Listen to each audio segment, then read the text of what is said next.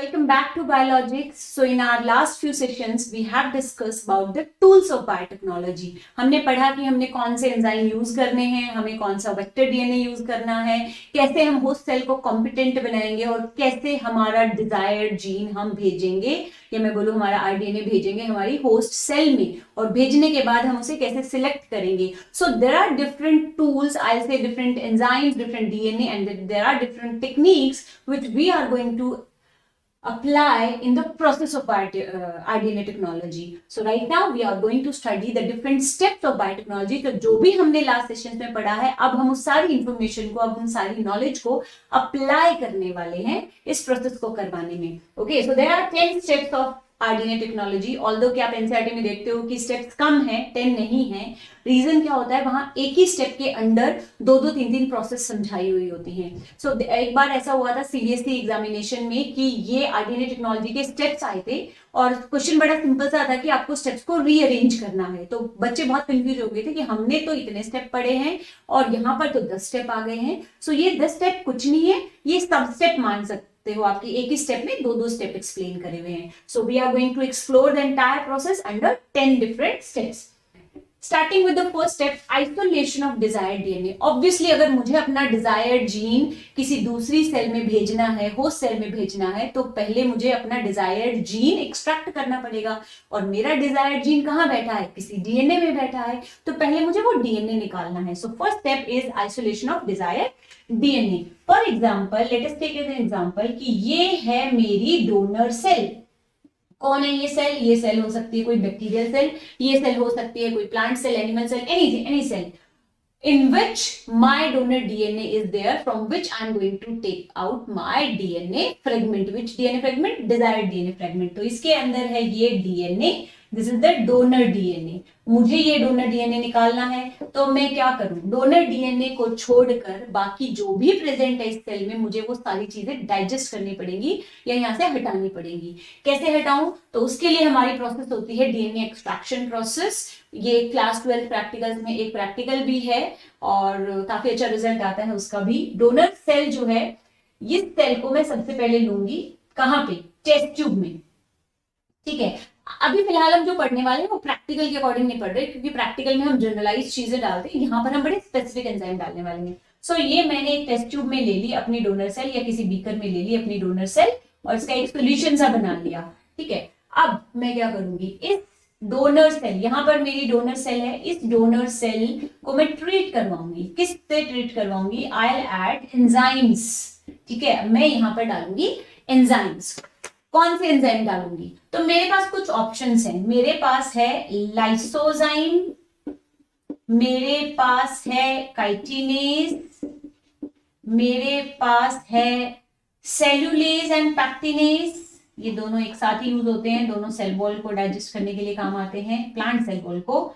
I have these enzymes. Along with these enzymes I have two more enzymes, protease and lipase. तो ये दो enzyme और है मेरे पास. अब मैं क्या करूंगी, depending upon my donor cell. तो मेरी डोनर सेल अगर है एक बैक्टीरिया, तो मैं क्या यूज करने वाली हूं, I am going to use lysozyme plus both these enzymes. ठीक है, lysozyme to digest the cell wall of the bacterial cell and protease and lipase to digest the protein and the lipid present in the bacterial plasma membrane and all other cell components present within the bacterial cell. अब आ जाते हैं दूसरी, या तो मेरी donor cell है fungal cell. ठीक है, फंगल सेल, तो मैं क्या यूज करूंगी, in this case I am going to use chitinase plus protease and lipase. यानी ये वो दो एंजाइम है जो मैं हर सेल के साथ यूज करने वाली हूँ, because these two enzymes are going to digest the plasma membrane and all other organelles present within the cytoplasm. ठीक है, तो काइटिनेज यूज किया to digest the chitin present in the cell wall of fungi. अब मेरी जो host cell है, sorry, अब मेरी जो डोनर सेल है वो है प्लांट सेल. तो मैं क्या यूज करूंगी, I will use cellulase and pectinase plus these two enzymes, because cellulase and pectinase will digest the cell wall of the plant cell and these two will digest the plasma membrane and all other cell organelles. अब जो मेरी host cell है वो है animal cell. तो मैं क्या use करूंगी, in that case I am going to use only these two enzymes, protease and lipase. Okay, so these are the enzymes which we use to digest the membranes, the coverings, the cell organelles and all other cell components. ठीक है, इस process के बाद ये enzyme treatment, this is the first step. इसके बाद हाँ, अच्छा इसी में एक और हम प्रोसेस करेंगे. जब हम इन एंजाइम से ट्रीट कर लेते हैं उसके बाद हम सेंट्रीफ्यूगेशन कराते हैं to break the nuclear envelope. तो इसके जस्ट बाद हम सेंट्रीफ्यूगेशन करवाएंगे. Centrifugation will break down the nuclear envelope, and after centrifugation what we can do, we can add RNAs. ठीक है, प्रोटीएज के साथ साथ हम यहाँ पर डालेंगे RNAs. प्रोटीएज क्या करेगा, हिस्टोन प्रोटीन को डाइजेस्ट करेगा और RNAs RNA को डाइजेस्ट करेगा. इट मींस इस पूरी प्रोसेस के एंड में उस सॉल्यूशन में क्या है, ओनली द डीएनए. ठीक है, इस सोल्यूशन में मेरा डीएनए है लेकिन मुझे दिख नहीं रहा, दिखेगा तभी तो मैं उसको एक्सट्रैक्ट करूंगी. सो for that I do the second step. तो ये है फर्स्ट स्टेप, पूरी एक प्रोसेस. अब मेरा सेकेंड स्टेप आता है. तो मैंने जब डोनर सेल डाली उसमें एंजाइम डाली, इसी टाइम पे यहाँ एक और चीज डाली थी NaCl. ये सोडियम आयन क्या करेगा, it's a positive ion. So what it will do, it will bind with the negatively charge ion. और नेगेटिवली चार्ज आयन यहाँ पर कौन है, DNA. यानी सोडियम और डीएनए के बीच में बनेगा bond. And how this process is going to help in the extraction of my DNA, this process will enhance the precipitation rate. ठीक है, तो प्रेसिपिटेशन को स्टार्ट कर देता है, नॉट एनहेंस, एक्चुअली स्टार्ट करता है. अब इस स्टेप पे, तो ये मेरा स्टेप है जहां सोडियम और डीएनए बाइंड कर रहे हैं और डीएनए हल्का फुल्का प्रेसिपिटेट होना शुरू करता है. इसी टाइम पे मैं अपना सेकेंड स्टेप ऐड करूंगी. दैट इज यहां पर इस फर्स्ट प्रोसेस के बाद सेकेंड स्टेप में ऐड करूंगी ऐड चिल्ड इथेनॉल. ठीक है, इसके जस्ट बाद में डालूंगी अपना चिल्ड इथेनॉल. इथेनॉल क्या करता है, डीएनए की प्रेसिपिटेशन को ट्रिगर करवाता है, इनिशिएट करवाता है. और उसका जो चिल्ड टेम्परेचर है, जो बहुत ही फ्रीजिंग टेम्परेचर है, वो टेम्परेचर प्रेसिपिटेशन रेट को बढ़ा देगा. It means when I add chilled ethanol, यहां से जब मैंने इथेनॉल डाला, चिल्ड इथेनॉल डाला, तो क्या होगा, मेरा डीएनए, यहाँ पे जो मेरा डीएनए प्रेजेंट है वो सोडियम आयन के साथ बाइंड करेगा और प्रेसिपिटेशन की रेट और ज्यादा बढ़ जाएगी. And my DNA will precipitate here at the margin line of ethanol and the liquid substrate, जो मेरा प्रायर सॉल्यूशन था जिसमें मैंने सारे एंजाइम वगैरह डाल रखे थे. तो मेरा जो डीएनए है वो इस लाइन पे आकर प्रेसिपिटेट हो जाएगा. It will appear as a white coloured cloudy appearance or I'll say ring like structure. So this is how it will be visible to me and I can extract it with the help of a spooler. तो spooling करके मैं उसे बाहर निकाल लूंगी. Okay, this is how we extract or we isolate the desired DNA. Now from this DNA I have to get my DNA fragment. Okay, so मेरा DNA तो मुझे मिल गया, ये रहा मेरा डोनर डीएनए. अब क्या, इस डोनर डीएनए में मेरा डिजायर्ड फ्रेगमेंट है. कहां है मेरा डिजायर्ड फ्रेगमेंट, इस डोनर डीएनए में मेरा डिजायर्ड जीन फ्रेगमेंट है. कहां पे है, मान लो यहां पे है. ठीक है, ये मेरा डिजायर्ड जीन फ्रेगमेंट है. मुझे कैसे मिलेगा, obviously I can't see with my eyes ना कि ये डीएनए में मेरा फ्रेगमेंट कहां बैठा है. So for that we have to cut the DNA with restriction endonuclease enzyme. तो मैं क्या करूंगी, इसके ऊपर ट्रीटमेंट कराऊंगी रेस्ट्रिक्शन एंडोन्यूक्लियेज एंजाइम का. कौन सा restriction endonuclease enzyme, which I am going to use for the donor DNA as well as for the vector DNA. तो इसमें हमें ये देखना पड़ता है कि हमारे डोनर डीएनए पे कौन सी रेस्ट्रिक्शन साइट्स अवेलेबल हैं. ठीक है, तो मेरे डीएनए पे अगर EcoR1 की रेस्ट्रिक्शन साइट है तो मैं EcoR1 यूज करूंगी. अगर इस पे HIN3 की है तो मैं HIN3 यूज करूंगी. डिपेंडिंग अपॉन की रेस्ट्रिक्शन साइट कौन सी है, I use a suitable restriction endonuclease enzyme. That enzyme will cut down this DNA into fragments. बहुत सारे fragments बन जाएंगे. इनमें से एक fragment ऐसा होगा जिसमें मेरा desired gene है. ये यानी इसमें मेरा डिजायर्ड जीन भी है और कुछ अनवांटेड पीसेस भी हो सकते हैं. That's okay. ऐसा नहीं होता कि मेरा पूरा जीन ही आइसोलेट होगा, पूरा फ्रेगमेंट आता है, उस फ्रेगमेंट में मेरा जीन इंटैक्ट होता है, यानी वो फंक्शनल होता है, वो डिस्ट्रक्टिव नहीं होता. ठीक है, तो ये हो गए मेरे बहुत सारे डीएनए फ्रेगमेंट्स. तो पूरा टेस्ट ट्यूब में डीएनए फ्रेगमेंट्स का पूरा एक मिक्सचर मुझे मिल जाएगा. Now what will I do, I have to separate all these fragments so that I can get my desired gene fragment. तो अब हमारा आएगा थर्ड स्टेप, अब मैं क्या करूंगी, जेल इलेक्ट्रोफोरेसिस, हमने पहले डिटेल में ये पूरी प्रोसेस पढ़ी थी, तो जेल इलेक्ट्रोफोरेसिस पे मैं इन पूरे डीएनए को रखूंगी and we have already studied कि हम कैसे ये प्रोसेस करते हैं, और हमारे डीएनए के जो फ्रेगमेंट्स है वो यहाँ पर हो जाएंगे सारे के सारे आइसोलेट। ठीक है, जब ये आइसोलेट हुए, इन्हीं में से कोई एक फ्रेगमेंट है जो मेरा डिजायर्ड जीन वाला है। ठीक है, so all the fragments will be separated. Now I have to identify that out of all these fragments which one is carrying my desired gene. ठीक है, तो मैं इन सबको ब्लॉक्स में, पीसेस में कट करूंगी और फिर उस हर ब्लॉक के जीन फ्रेगमेंट पे मैं स्टडी करूंगी, और उसके बाद जब प्रोडक्ट बनवा के देखूंगी तो मुझे पता चल जाएगा कि ये जो फ्रेगमेंट है इसमें मेरा डिजायर्ड जीन बैठा है। इसको कोई एक्चुअली अगर डीएनए फ्रेगमेंट्स मान लो 50 डीएनए फ्रेगमेंट आए तो हर किसी को कोड दिया जाता है, तो पता चल जाता है ये वाला जो कोड है ये मेरा डिजायर्ड जीन फ्रेगमेंट है। This is how I have to identify my desired gene fragment. Okay, so now I have taken out my desired gene fragment, और मुझे अब उसके ऊपर करनी है बहुत सारी प्रोसेसेस, या मैं बोलूं आरडीएनए टेक्नोलॉजी की प्रोसेस में ऑब्वियसली ये शॉर्ट ही थोड़ी होता है कि एक बार की प्रोसेस तो आरडीएनए आपका पहुंच ही गया या आरडीएनए बन गया, इसकी भी शॉर्ट ही नहीं होती। सो बहुत बार ये प्रोसेस करनी पड़ती है। सो टू इंश्योर कि हमारे पास ये मटेरियल बहुत सारी अबंडेंट अमाउंट में, एक्स्ट्रा अमाउंट में प्रेजेंट है, मैं क्या करूंगी, अपने डिजायर्ड जीन फ्रेगमेंट की कॉपी बनवा के रखूंगी, and that process is called as amplification of the desired gene fragment. Amplification क्या होता है, बढ़ाना, एम्पलीफायर जो आवाज को बढ़ा देता है, वैसे ही हम अपने डीएनए फ्रेगमेंट को यहाँ बढ़ाएंगे, एम्पलीफाई करेंगे। इसको बड़ी शॉर्ट प्रोसेस में समझाऊं तो अपने डीएनए फ्रेगमेंट की हम फोटोकॉपी करके रखेंगे। ठीक है, एक पेज की जैसे हम फोटोकॉपी करते हैं वैसे अपने डीएनए की फोटोकॉपी करेंगे। कैसे करेंगे, there is a process for this, PCR, police control room नहीं है, this is polymerase chain reaction. Polymerase क्यों बोल रहे हैं, बिकॉज डीएनए का पॉलीमराइजेशन हो रहा है, उसकी कॉपी बन रही है। चेन क्यों बोल रहे हैं, बिकॉज ये प्रोसेस रिपीटेडली हो रही है, मतलब एक के बाद एक के बाद, जैसे चेन होती है एक के बाद एक, वैसे हो रही है। और रिएक्शन तो ये है ही केमिकल, बायोकेमिकल रिएक्शन है। So it's a polymerase chain reaction which was developed by Kary Mullis. इस पूरी टेक्नोलॉजी को किसने डेवलप किया था, कैरी मूलिस in 1985। ठीक है, तो कैरी मूलिस ने इस टेक्नोलॉजी को डेवलप किया था जहां हम किसी भी बायोमोलिक्यूल की कॉपी बनवा सकते हैं। This is not applicable for only DNA, हम आरएनए को भी मल्टीप्लाई कर सकते हैं पीसीआर के थ्रू।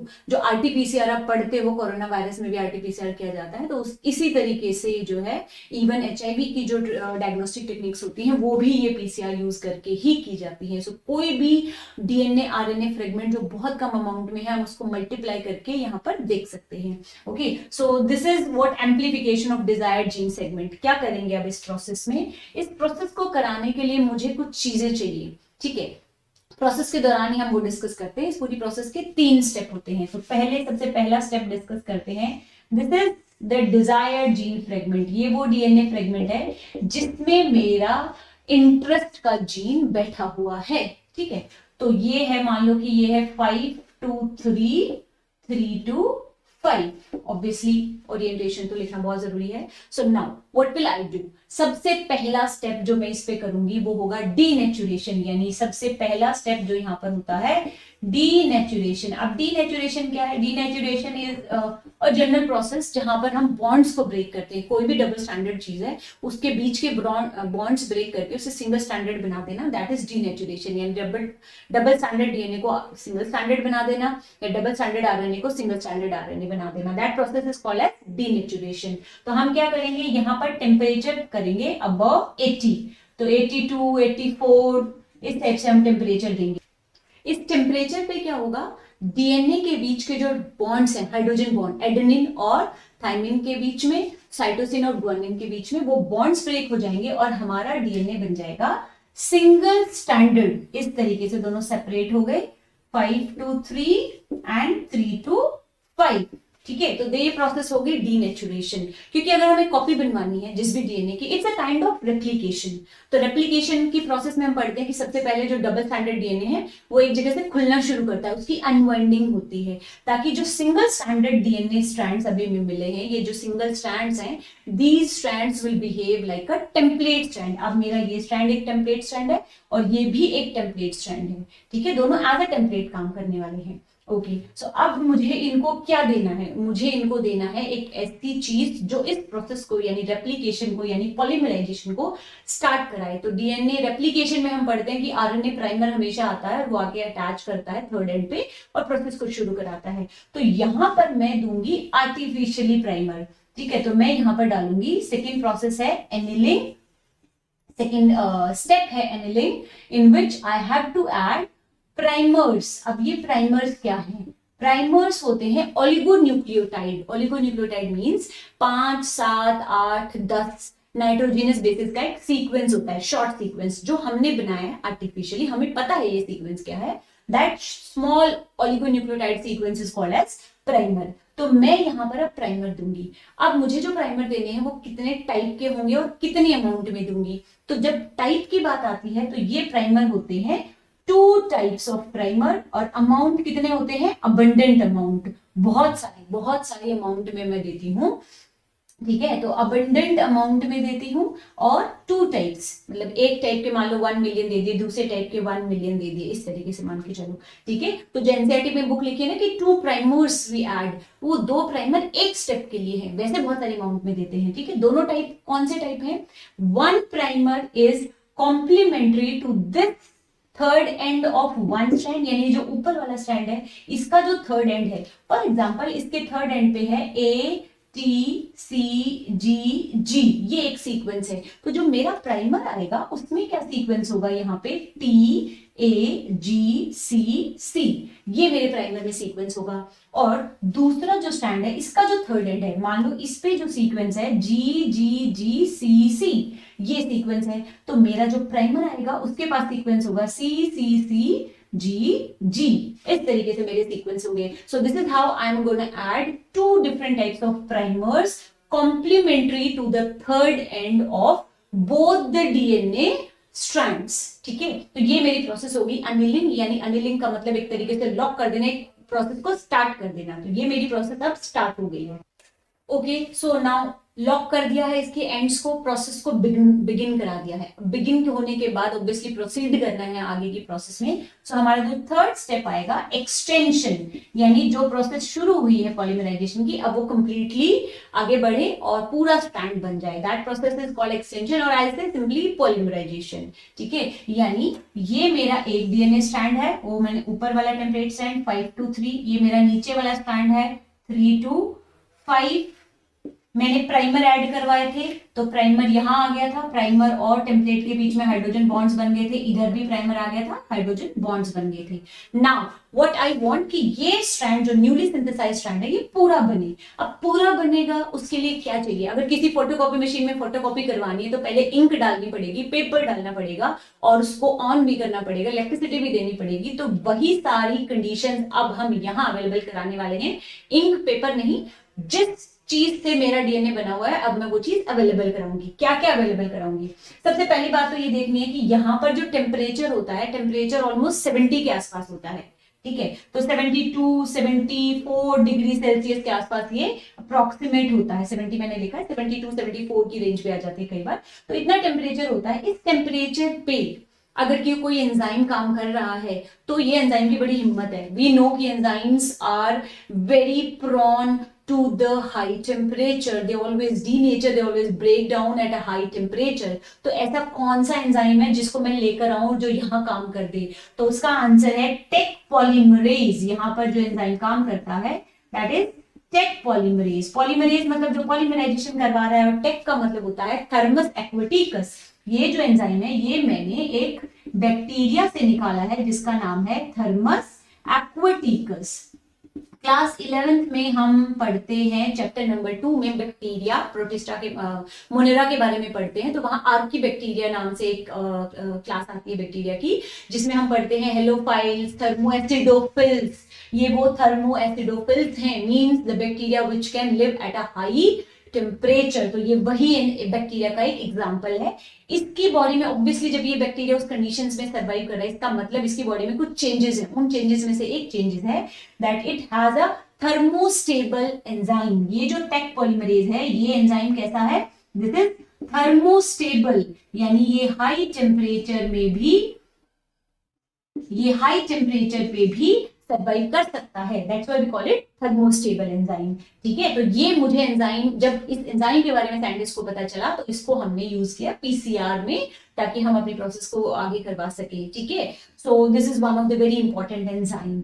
नेक्स्ट मुझे और क्या डालना है इस प्रोसेस के लिए? ठीक है, टेक पॉलीमरेज एंजाइम क्या करेगा? पॉलीमराइजेशन, यहाँ ऐसे एक्सटेंशन करवाएगा। किस चीज का एक्सटेंशन करवाएगा? डीएनए का। और डीएनए किस चीज से बना हुआ है? डीएनए बना हुआ है 4 टाइप के न्यूक्लियोटाइड से। कौन से न्यूक्लियोटाइड्स? अब उनका नाम मैं लिख देती हूँ, डीऑक्सी राइबोन्यूक्लियोटाइड्स। डीऑक्सी राइबोन्यूक्लियोटाइड्स कौन से हैं? यहाँ पर 4 टाइप्स के डीऑक्सी राइबोन्यूक्लियोटाइड्स हैं।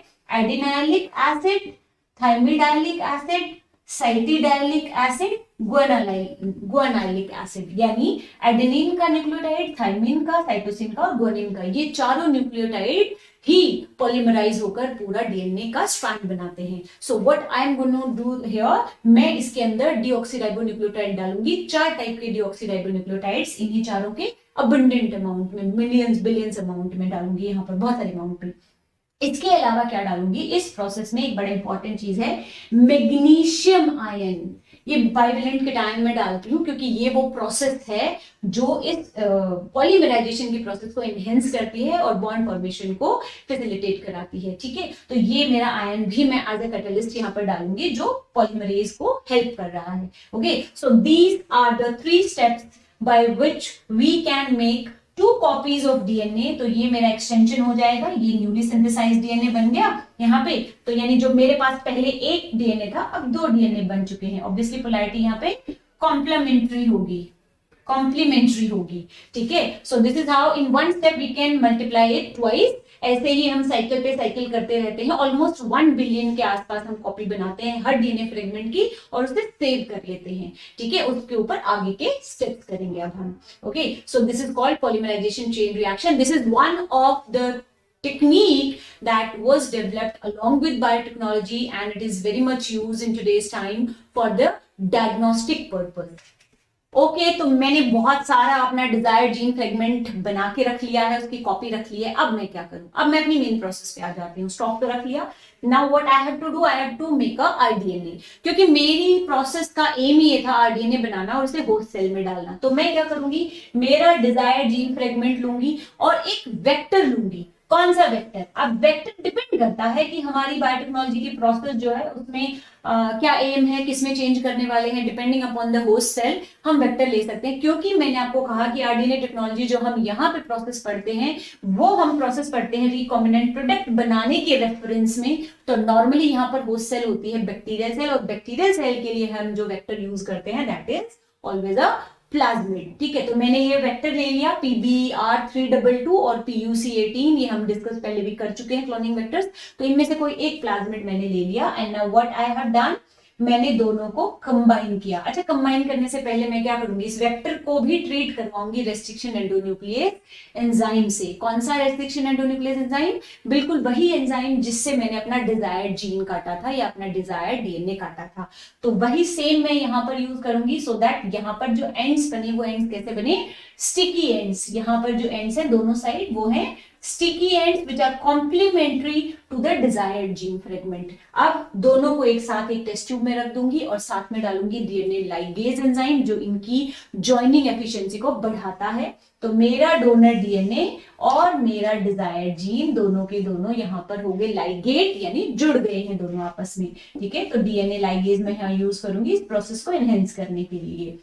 This is my rDNA. Now I have to introduce, so this is the formation of rDNA. Now sixth step, introduction of rDNA into the host cell or organism. इसको discuss कर लेते हैं। तो मेरा rDNA बन चुका है, ये मेरा rDNA है।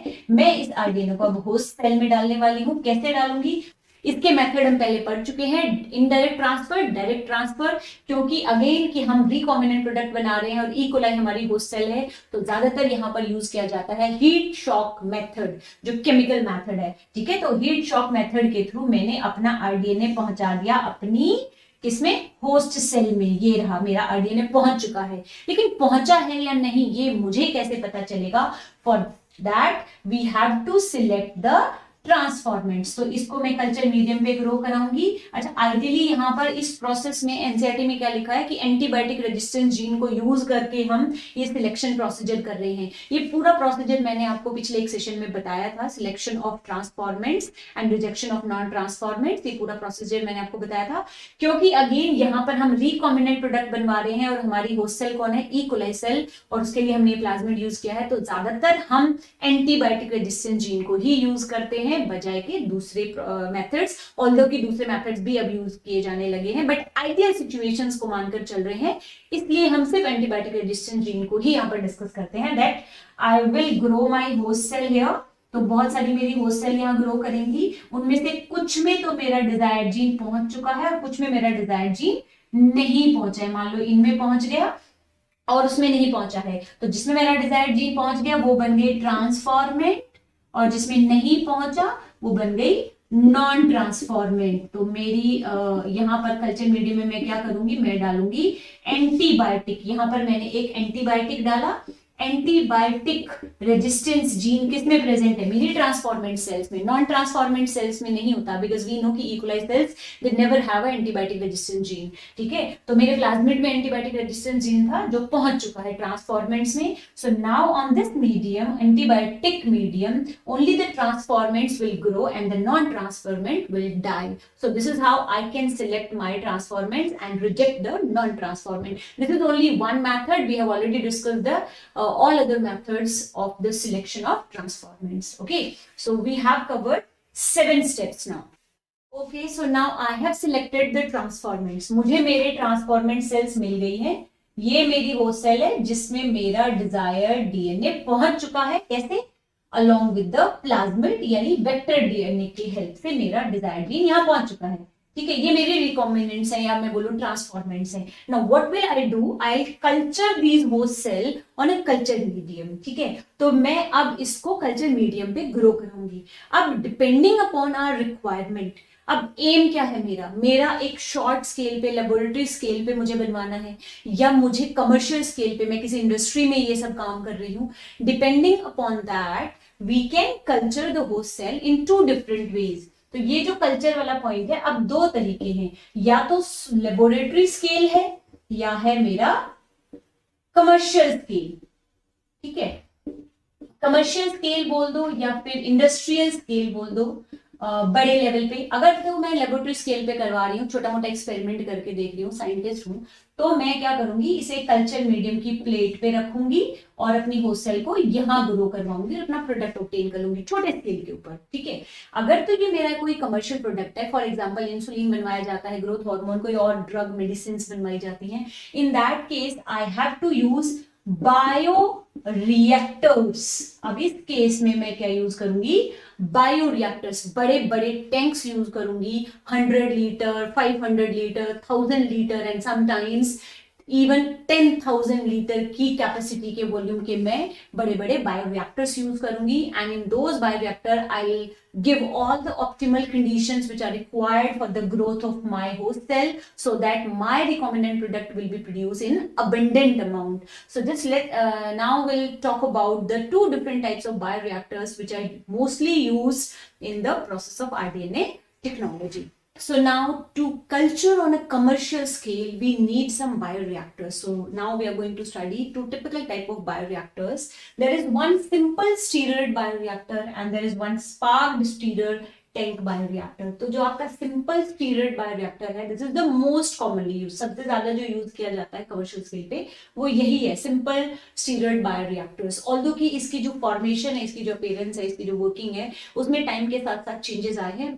बिल्कुल स्टार्टिंग में बहुत सिंपल होता था, बट अब इसको थोड़ा सा एडवांस किया गया है। ठीक है, तो क्या क्या ऐसी फैसिलिटीज हैं कि ये रिएक्टर बहुत अच्छा है। पहली है इसकी कैपेसिटी। वी नो कि बायोरिएक्टर्स हम कमर्शियल स्केल पे यूज कर रहे हैं, तो कमर्शियल स्केल के लिए इनकी जो कैपेसिटी होती है 100 litre, 500 litre, 1000 litre and sometimes more than 1000 litre भी होती है, तो काफी बड़े साइज के होते हैं। अब इसमें क्या क्या चीजें फिट हैं जो हमारे कल्चर के लिए बहुत ज्यादा बेनिफिशियल है। तो सबसे पहली चीज जो यहाँ पर है वो है ये चीज, ये जो सेंटर में है, दिस इज द स्टीरर। तो हम लैब में क्या करते हैं, जब हम कोई बीकर में चीज मिक्स करते हैं तो हम एक सिंपल रॉड स्टीरर यूज करते हैं, जिससे हमें बार बार स्टीरिंग करनी पड़ती है और मिक्स करना पड़ता है, क्योंकि ये ऐसी प्रोसेस है जहां आपके बैक्टीरिया, आपकी होस्ट सेल यानी इकोलाई सेल्स नीचे ना बैठ जाए टैंक पे, तो उसको कंटिन्यूस स्टीरिंग की जरूरत पड़ती है। तो ये जो ब्लेड्स होती हैं ये कंटिन्यूस स्टीरिंग करती है, प्लस ये जो फ्लैट ब्लेड्स हैं ये बीच बीच में उसको ब्रेक करती जाती है कि सारी इकोलाई सेल्स मिलकर एक झुंड बनाकर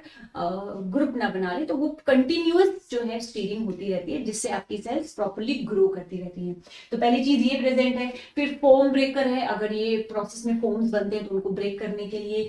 पीएच कंट्रोल है, क्योंकि हम जानते हैं हर लिविंग बॉडी एक पर्टिकुलर पीएच पे ही काम करती है, तो ये पीएच कंट्रोलर है जहां से हम पीएच को कम ज्यादा कर सकते हैं। स्टीम है फॉर स्टेरिलाइजेशन, कुछ और यहाँ पर ना आ जाए तो उसकी वजह से हमने स्टीम दिया हुआ है। एयर हम देते हैं, एयर कौन सी देते हैं, oxygen rich air obviously, if the bacteria is an aerobic bacteria. अगर हमारा बैक्टीरिया अनएरोबिक है तो हम नहीं देते, लेकिन अगर एरोबिक बैक्टीरिया है so we provide the oxygen rich air. So this is how we give all the conditions which are required for the growth of a bacterial cell or I'll say host cell. अब इसकी जगह पे ये आया है नया sparked stirrer tank reactor. तो क्यों हमने इसको डेवलप किया? Obviously it has some advance features और बेनिफिशियल फीचर्स।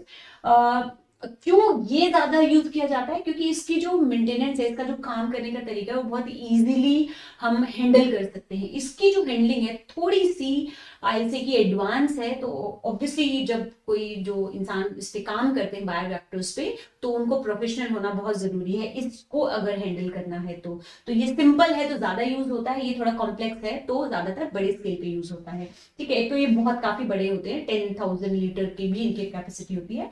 एडवांस फीचर क्या है? ये सारे फीचर्स इसमें प्रेजेंट है। फोम ब्रेकर होता है, यहाँ पे ब्लेड्स होती है, स्टीरर होता है जो इसको कंटिन्यूसली घुमाता रहता है, पीएच कंट्रोल, एयर, सब कुछ सारे फीचर्स हैं।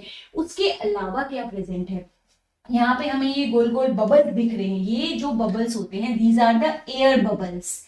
तो क्या होता है, हम यहाँ पर अपना कल्चर मीडियम यहाँ हमने रखा हुआ है, अपनी होस्ट सेल्स का मीडियम यहाँ पे रखा हुआ है। अब हम यहाँ पर डालते हैं एयर, गैस। ठीक है, वो एयर जब क्या करती है, बबल्स बनाती है, और ये बबल्स पूरे मीडियम में घूमते हैं, एयर जैसे पानी में घूमती है। जब ये बबल्स घूमते हैं तो ऑक्सीजन हर एक पार्ट तक, इस पूरे रिएक्टर के पूरे पार्ट तक पहुंच जाता है, और जो सरफेस एरिया है प्रोसेस का वो बढ़ जाता है। So just to increase this efficiency, to increase the surface area for this culture, to increase the oxygen transfer in this entire area, this sparked stirrer tank reactors are being used. ठीक है, तो ये थोड़े से advance वाले हैं, ये बड़े सिंपल है इसलिए वो ज्यादा यूज किए जाते हैं। So this is how we are going to culture our host cell on a commercial scale, बड़े स्केल पे। सो हमने कमर्शियल स्केल पे या लैब स्केल पे अपने होस्ट सेल को कल्चर करवा लिया। अब ऑब्टेनिंग द रिकॉम्बिनेंट प्रोडक्ट, अब वो जो रिएक्टर था या टेस्ट ट्यूब थी उसमें बहुत सारा प्रोडक्ट आ गया,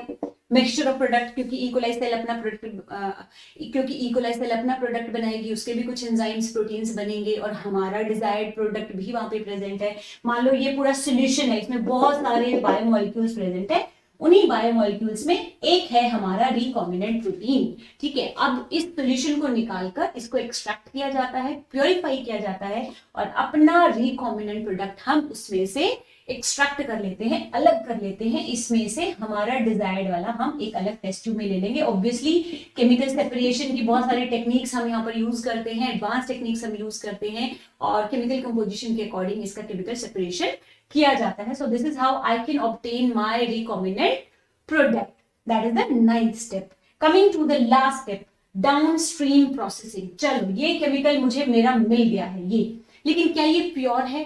तो मैं अब इसे प्योर करूंगी। अगर ये प्योर नहीं होगा तो मैं इसे प्योर करूंगी। अगर इसके साथ कोई और केमिकल भी आ गया, कोई और एंजाइम, कोई प्रोटीन, तो उसे मैं रिमूव कर दूंगी। तो सबसे पहले इसे क्या करूंगी? मैं प्योर करूंगी, तो प्योर प्रोडक्ट लूंगी। उसके बाद इस मेरे प्रोडक्ट का मैं करूंगी टेस्ट। कौन सा test? I have to do a chemical test. तो मैं अब इसका केमिकल टेस्ट करूंगी कि क्या इसके फीचर्स हैं और क्या इसका केमिकल कंपोजिशन है, क्या ये वही केमिकल है जो मेरा डिजायर्ड प्रोडक्ट है, बिल्कुल प्योर फॉर्म में ही है या नहीं, मैं उसके टेस्ट करूंगी। फिर मैं इसका क्लिनिकल ट्रायल कर सकती हूँ। क्लिनिकल ट्रायल क्या होते हैं? जैसे कि वैक्सीन हम बनाते हैं तो पहले वैक्सीन की डोज को ट्राई करके देखते हैं ना, ट्रायल करके देखते हैं। तो clinical trial, if my recombinant product is a medicine, अगर ये कोई ड्रग है, इंसुलिन मैंने बनाया, कोई वैक्सीन बनाया, तो मैं इसके क्लिनिकल ट्रायल्स करके देखूंगी, इसकी सेफ्टी के टेस्ट करके देखूंगी कि ये बिल्कुल सेफ है या नहीं मास में यूज करने के लिए। ठीक है, तो I do this chemical test and the clinical trials on a small scale or on some other animals which are similar to mammals, and after that कि मेरा जो recombinant product है, जो मेरा drug है, जो मेरी medicine है, वो बिल्कुल safe है, humans में हम use कर सकते हैं, उसकी advantage और disadvantage को weigh किया जाता है। and after that ये जो after this proper clinical trials and all the processes, my recombinant product will be available in the market। Her recombinant protein जो बनाया जाता है इस प्रोसेस से मार्केट में अवेलेबल नहीं होता, क्योंकि मैंने बताया एडवांटेज और डिसएडवांटेज को हम विंग करते हैं। ठीक है, उसके बाद हम देखते हैं कि कौन सी ज्यादा इंपॉर्टेंट है। So this is how we will make it available in the market at the end. So this process was the process of rDNA technology, where we have discussed how we can make a recombinant protein from this entire through all these steps. We'll meet in our next session. Till then, take care and bye.